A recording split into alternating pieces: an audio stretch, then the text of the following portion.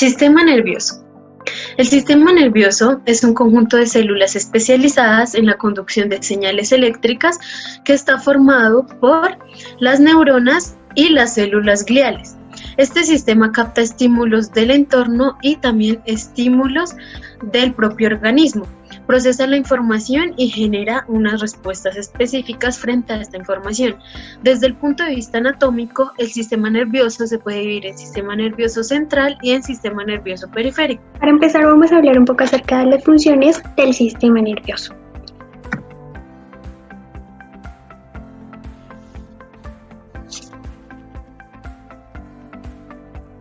Funciones.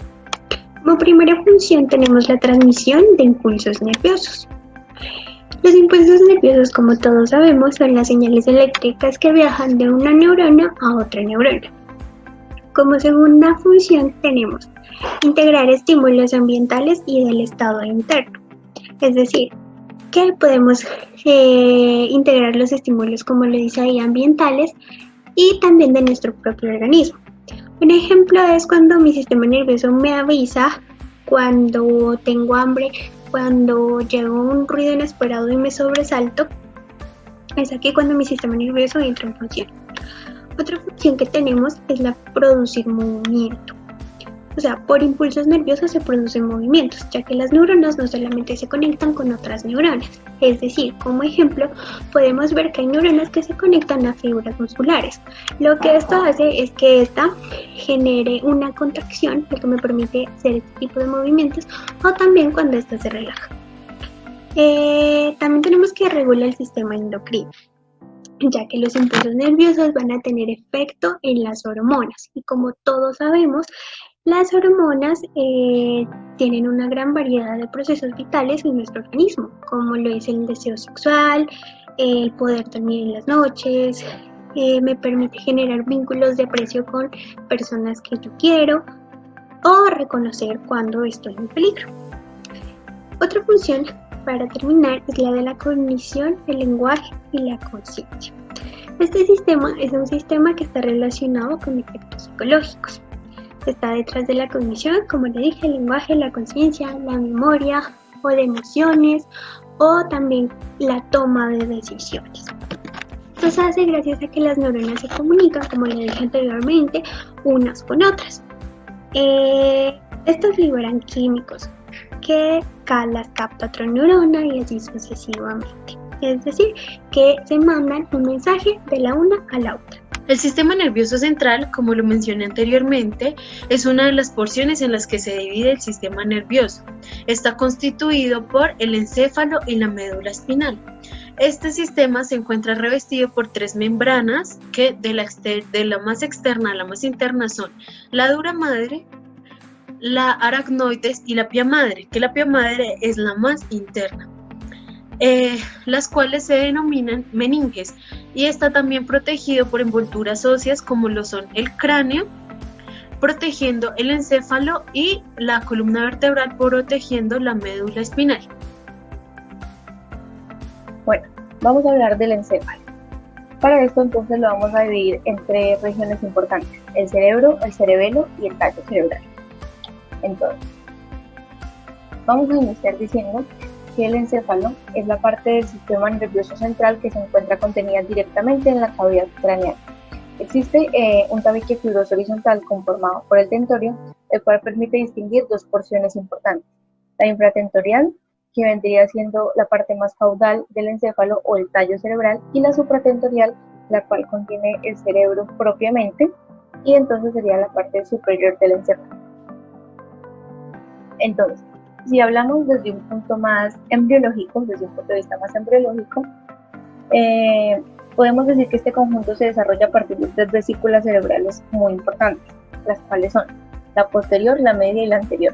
A partir de estas tres, entonces, el encéfalo se puede dividir en el cerebro anterior o el prosencéfalo, el cual surge entonces a partir de la vesícula anterior, el cerebro medio o mesencéfalo, el cual surge entonces de la vesícula media, y el cerebro posterior o romboencéfalo, el cual surge entonces de la vesícula posterior. Entonces, vamos a iniciar con el cerebro. Entonces, El telencéfalo, del cual surge el cerebro, se compone entonces de los dos grandes hemisferios cerebrales, el derecho y el izquierdo. En esto se observan unas circunvoluciones y unos surcos. Las circunvoluciones son, digamos, que las protuberancias que se pueden observar aquí, y los surcos son las hendiduras que se presentan dentro de ellos.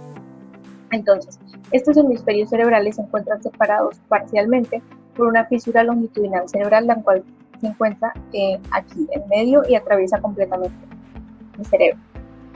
Entonces, estos además ocupan el espacio intracraneal existente por encima de la tienda del cerebelo y se subdividen también en lóbulos, depende de su posición. Luego tenemos el diencéfalo, este de aquí, el cual en el cerebro adulto se encuentra totalmente oculto por los hemisferios cerebrales y se integra por el tálamo, que es este de aquí, y el hipotálamo principalmente. Entonces, el tálamo como tal es el que transmite la mayoría de las señales sensoriales percibidas, como son las auditivas, las visuales y las del tacto, y además permite que éstas se procesen en otras partes del cerebro directamente. También este está implicado en el control motor. Y por otro lado, el hipotálamo entonces produce hormonas como lo son la antidiurética y la oxitocina. Esta secreta factores que actúan sobre la hipófisis y regulan también su producción hormonal y regulan también la temperatura corporal.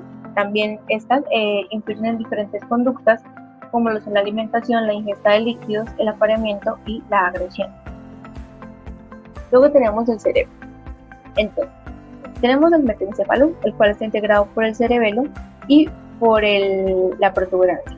Entonces, el cerebelo está compuesto por dos hemisferios laterales y una porción media, las cuales ocupan la fosa craneal posterior por debajo de la tienda del cerebelo. Entonces, este cerebelo se encarga de integrar toda la información que llega a las vías sensitivas y motoras directamente del cerebro y hace que su función principal entonces sea la del control de movimiento. Este cerebelo también ayuda a controlar la postura y el equilibrio y también es el que facilita la capacidad de aprender a moverse. Entonces, luego tenemos el tallo cerebral. Entonces, tenemos el mesencéfalo, el cual corresponde a la primera región del tronco encefálico o del tronco cerebral. Entonces, este se encuentra en las zonas de unión entre las fosas y comprende los pedúnculos cerebrales, los calículos superiores e inferiores y la persistencia de la cavidad mesencefálica. Este conduce los impulsos motores y sensitivos entre ellos y su correcto funcionamiento podría decirse que es como un prerequisito para la experiencia consciente. También tenemos el mielencéfalo, el cual contiene entonces el bulbo raquídeo o la médula oblongada. Entonces es la porción más caudal o más distal del tronco encefálico y en él encontramos los nervios craneales del sexto al 12º. Finaliza también en el agujero magno o en la salida de las raíces más superiores del primer nervio cervical. Entonces aquí vamos a encontrar, como decíamos, el bulbo raquídeo y el puente de Barolio. Aquí vemos el puente de Barolio, el cual es la porción del tronco encefálico que se ubica entre el bulbo raquídeo y el mesencéfalo. Este es el segmento más prominente del tronco y contiene en su núcleo una porción de la formación reticular, incluyendo algunos núcleos importantes para el sueño y el estado de alerta. Tiene como función conectar la médula espinal y el bulbo raquídeo con unas estructuras superiores como los hemisferios del cerebro o el cerebelo. Aquí podemos ver ahora el bulbo raquídeo, el cual es, como decíamos, de la estructura más caudal del tronco encefálico y se encarga entonces del control de las funciones involuntarias de las vísceras y del mantenimiento de la homeostasis. Además, este gestiona otras actividades involuntarias como son la tos, el vómito y los estornudos. Y también se encarga de la transferencia de información sensorial entre el sistema periférico y el sistema nervioso central. Entonces, por último, podemos ver entonces esta imagen bastante sencilla en la cual se pueden ver a grandes rasgos estos tres compartimentos importantes. El cerebro, aquí podemos ver uno de sus hemisferios. En la mitad entonces encontraríamos las estructuras que ya estudiamos. Aquí podemos ver el cerebelo y por último en la zona más caudal podemos ver el tallo cerebral. Ahora hablaremos de la médula espinal. La médula espinal es una larga estructura cilíndrica ligeramente aplanada anteroposteriormente. Está localizada en el conducto vertebral, iniciando desde el bulbo raquídeo y terminando más o menos en la zona lumbar. Esta es la encargada de transmitir impulsos nerviosos a los 31 pares de nervios raquídeos. Comunica el encéfalo con el resto del cuerpo por medio de aferencias y eferencias. Las aferencias son los impulsos que se llevan desde los diferentes órganos hasta el cerebro, y las eferencias son las respuestas que éste da frente a estos estímulos para que desarrollen cierta acción. La médula también se encarga de controlar movimientos inmediatos y vegetativos.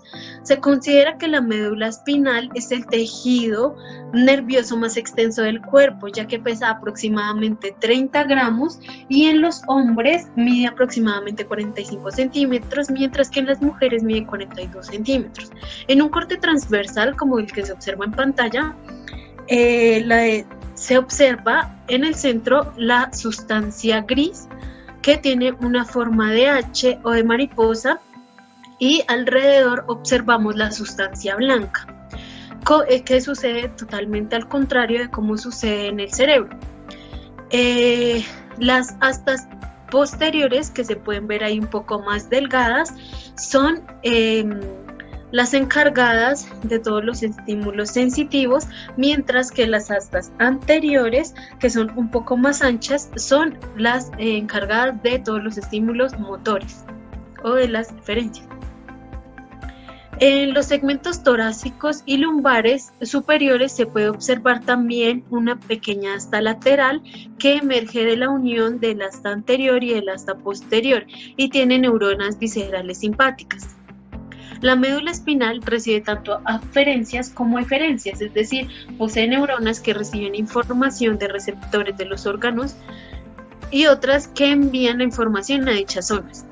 La división en vértebras, como se puede ver en la imagen, es muy útil para localizar la situación de las partes de la médula que inervan las distintas zonas corporales.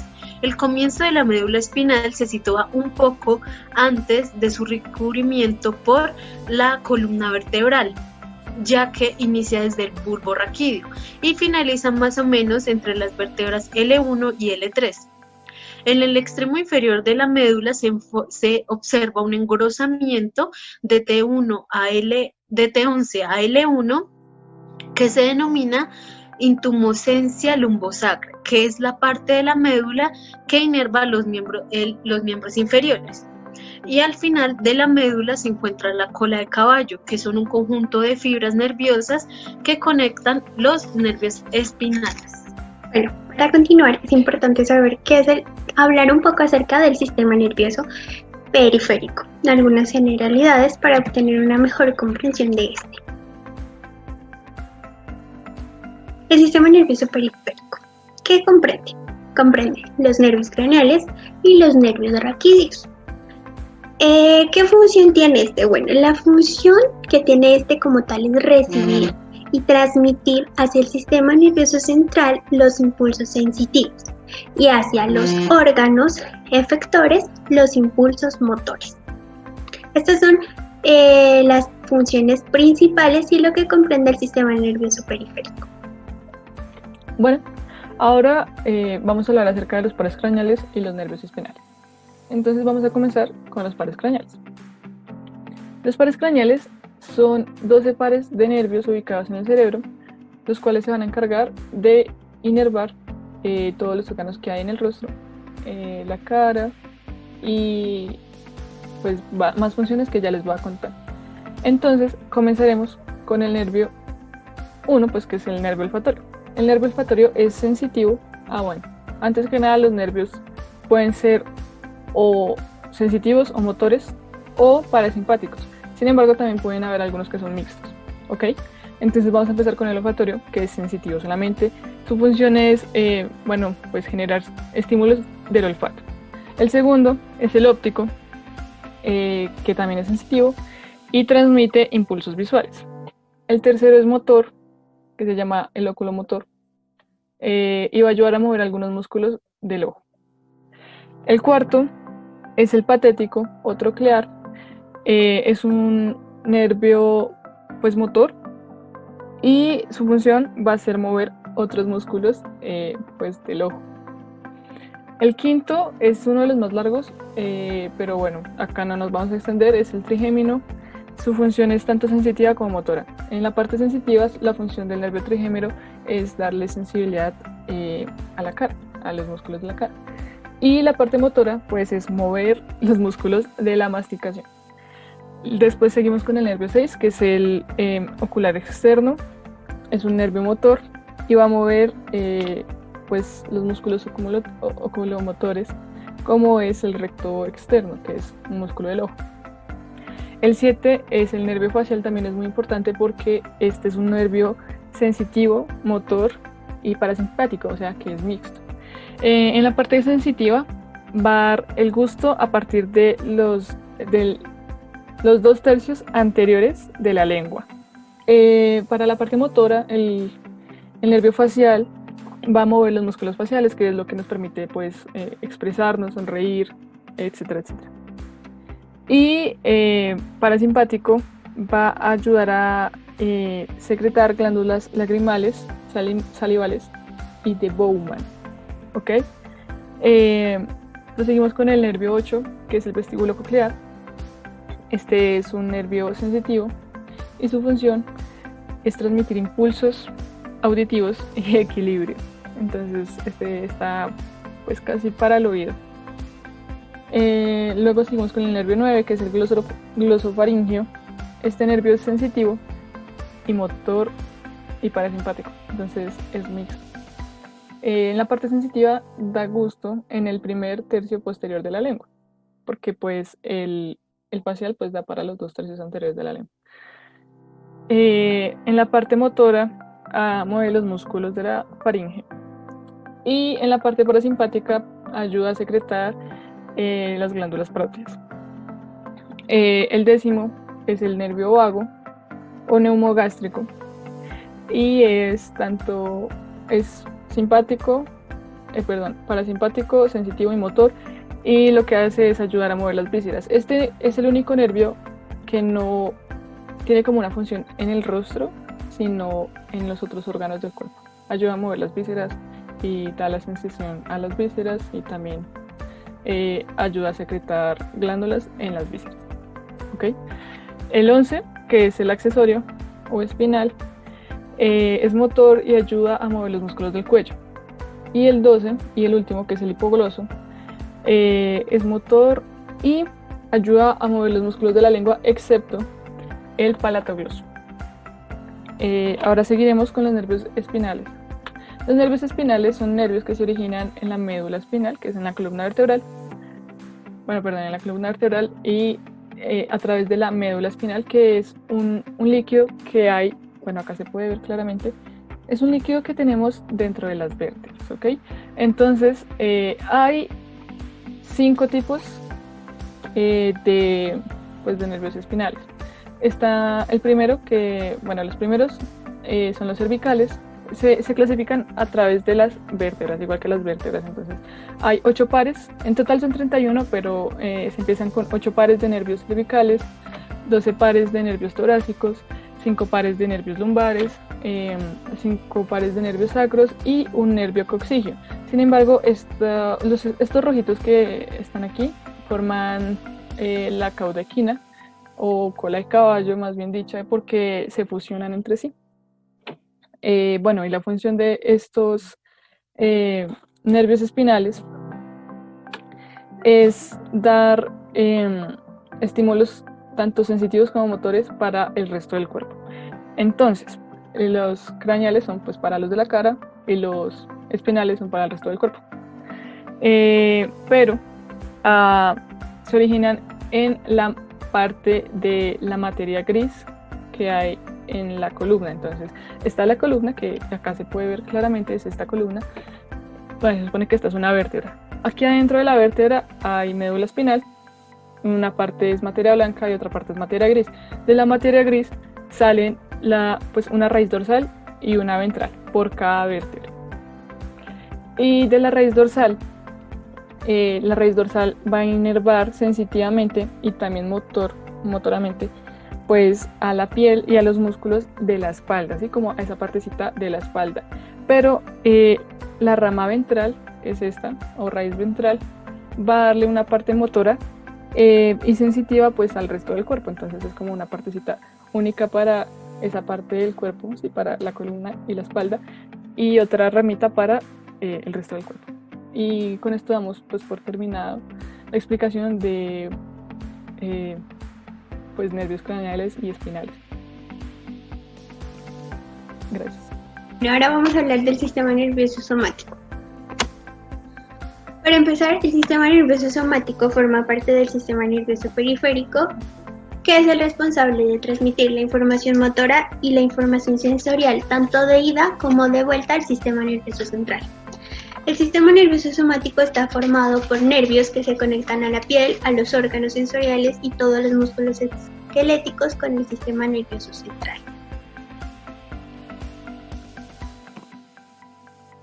¿De qué es responsable? El sistema nervioso es responsable de todos los movimientos musculares voluntarios, así también como el procesamiento de la información sensorial que llega a través de estímulos externos, que incluyen, como lo vemos en la pantalla, la audición, el tacto, la vista, y este también transmite impulsos nerviosos entre el sistema nervioso central al cerebro, a la médula espinal y los músculos esqueléticos, también a la piel y a los órganos sensoriales. Ahora vamos a ver las partes del sistema nervioso somático.